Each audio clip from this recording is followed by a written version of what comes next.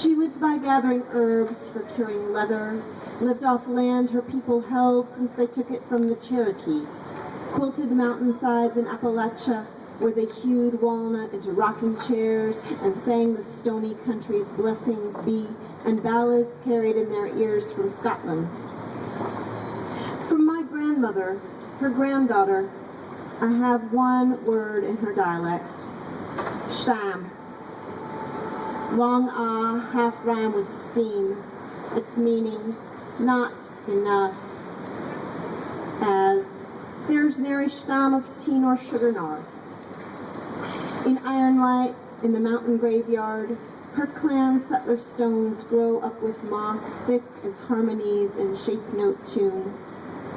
In those woods, a shadowy foundation. They took apart her house to save the boards.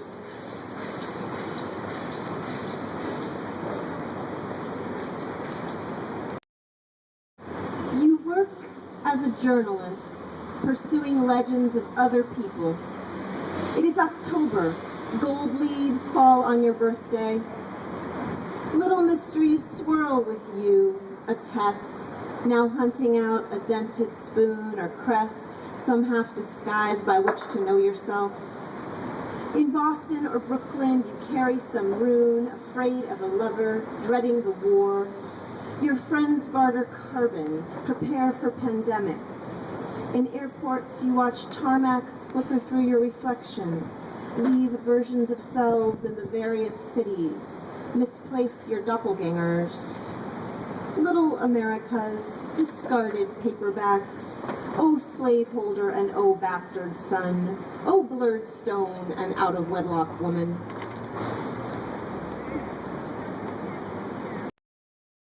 First, among certain shadows, you felt forbidden to ask whose they were. So little to inherit, family tree, tarnished pride, a patrician lilt to certain vowels. Real money lost, tail crocheted in Rockenbrough doilies. Still, sad alcoholic ghosts came stalking. Unsolved, always thinking white or colored, they slunk by, rank as shame. Haunted by remains, somehow you were and were not the Confederate soldiers in your grandmother's nook. You came in ripped jeans from California and tasted their seed, their curd, their underworld of 80 proof or no proof, a difficult nut, cracked but rotten. Known unknowns, unknown knowns, lost, not lost, like tobacco barns on the road south, mud-daubed life that crawled under your skin to inhabit, ensnare, become partway your own. Ghost snippets, daddy listening as Scotch glasses clinked, granddaddy killing possums with Lewis, the colored man. You felt this, not this, self, other. You still wanted for them to explain their America, their prodigal, half-remembered, always present pain. Impossible to ask. Don't speak of race. The record scratched. I don't recall. I never knew. Anyone who'd tell you's dead, and no one would tell you.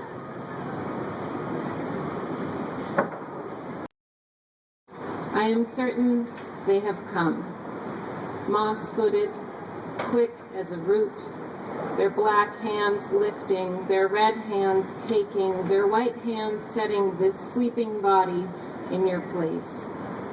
I carry you like the hill carries its trees all over nowhere until you are mine again, swollen with the hind milk of evening.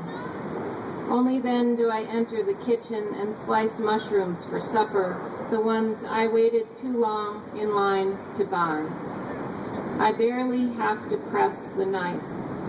They smell like damp hair. They wrinkle and shine in the frying pan. When was the last time I heard you cry?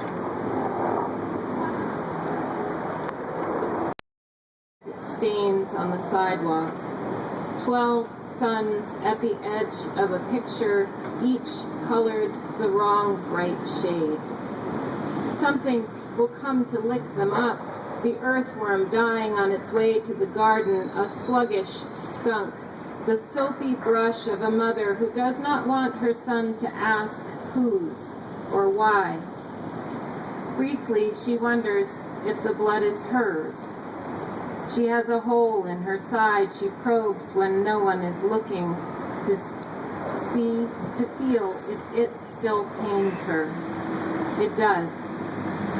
It will not heal. It will not kill her. Her boy is beautiful and ill. She can no longer see the days when she washed his body and thought it perfect, gossamer, blue-threaded, his small fist closing around the root of her finger in an unbreakable ring. Yet she wants to teach him so many things. Look at these O's blurred to blots, these tears of the sad red giant. Look at these stars, starry nights, star pins, star fish. The angels. They have not come for you. They will not blister the day with light and swords. The room remains a room and not a portal. The syringes hold no messages, not even plain emptiness. The food trays, when you eat food, rattle if I move them, and if left alone, sink beneath an ice of grease. The good doctor is pregnant and strokes her own belly when she speaks. In 1,000 years, no one will remember any of this. The hospital will be a ruin, your tubes twisted in a dump or burned. But if wrists are stumps, hands are trees, I lift yours to learn how the wind moves. Hold them to know where it turns. One life. I don't know when I stopped believing in heaven, or if I do, maybe I just stopped receiving heaven. A winter day, I climbed into the pine's brittle crowns. You could say I was retrieving heaven. Not a place or a time, but a blindness to all but one light, pulsing, wheezing, heaven. We married in September. Everyone was still wearing their summer shirts, sleeves of heaven. It was white, there was a bend, and the car spun. It was then I prayed, pleading with heaven. When he goes limp, lie him down on the gurney, Mom. Oxygen mask, breathing heaven. The sun shines, the hospital shines. Our sun flies in and out. The snow falls hard, relieving heaven. He loves the color of planets. I teach him their lifelessness. Beautiful, deceiving heaven. I don't know who is buried beneath me, but I hear her break as I am leaving heaven. How can you cry for one ruined life, Maria, when you could be grieving for heaven? This is the last poem. White houses. Once you understand the lost situation of the leaf, dragged on a slow stream, snagged by roots unhooking from the bank, and that the limit to the sky is a rough red earth, and the limit to earth is its own rising. Once you understand the lifting wind lifts the thorns easier than the fruit, fells the fruit to the dark sob of ground beyond the reach of bird or hand. Once you build your white house on the highest hill, only to find this makes it closer to storms and the ghosts of others who failed this land. Once you understand why the glass breaks in the dishpan, shaving a flap of skin above your thumb so the suds bloom red as trillium in a forest where no one has been. Once you stop looking for ways the glass should not break, thorns should not prick, the house not shudder against the wind, then the bright shards will fall like rain on the parched riverbed. Then the black thread will stitch your skin back to rags stretched over a loom of bones. And when the yard blooms its flat offering of violet, and clover, you can cut them down without fearing they're your own heart shorn to the root. You can wander out on the battered streets at night, alone as a god, listening to the stopped hiss of hydrants and alleys choked with weeds, missing who you were when you believed in a world of consequence and white houses, when you needed to be told you mattered. Thank you.